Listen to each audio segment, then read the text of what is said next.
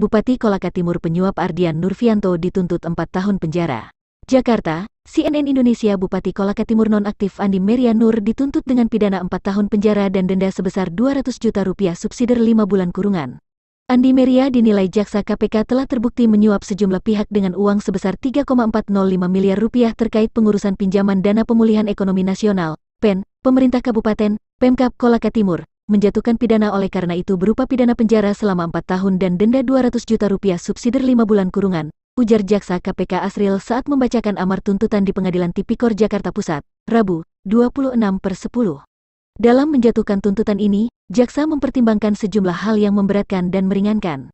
Hal memberatkan yaitu perbuatan Andi Meria tidak mendukung program pemerintah dalam mewujudkan pemerintahan yang bersih dari korupsi, kolusi dan nepotisme, KKN. Hal meringankan terdakwa berterus terang, belum pernah dihukum, mempunyai tanggungan keluarga, bersikap sopan dalam persidangan, tutur jaksa.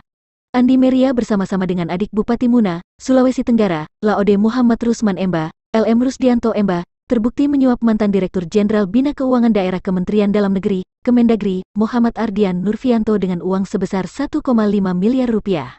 Andi Meria dan Rusdianto juga terbukti menyuap Kepala Badan Kepegawaian dan Pengembangan SDM Kabupaten Muna Sukarman Loke sebesar 1,73 miliar rupiah dan Kepala Dinas Lingkungan Hidup Kabupaten Muna Laude M. Syukur Akbar dengan 175 juta rupiah. Total uang yang dikeluarkan untuk mengurus pinjaman dana PEN Pemkab Kolaka Timur sejumlah 3,405 miliar rupiah.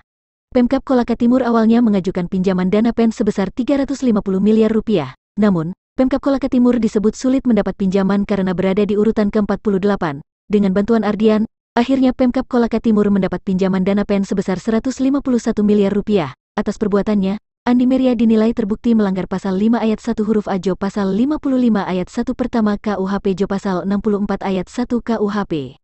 Sementara itu, Rusdianto dituntut dengan pidana penjara selama 3 tahun dan 6 bulan dengan pidana denda 200 juta rupiah subsidi 5 bulan kurungan. Rusdianto terbukti melanggar pasal 5 ayat 1 huruf A Jo pasal 55 ayat 1 pertama KUHP Jo pasal 64 ayat 1 KUHP.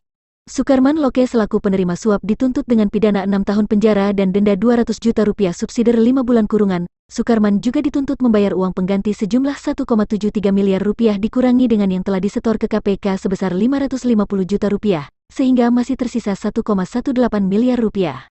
Sukarman telah terbukti secara sah dan meyakinkan menurut hukum bersalah melakukan tindak pidana korupsi secara bersama-sama dan berlanjut sebagaimana diatur dan diancam dalam pasal 12 huruf A Jo pasal 18 Jo pasal 55 ayat 1 ke 1 KUHP Jo pasal 64 ayat 1 KUHP.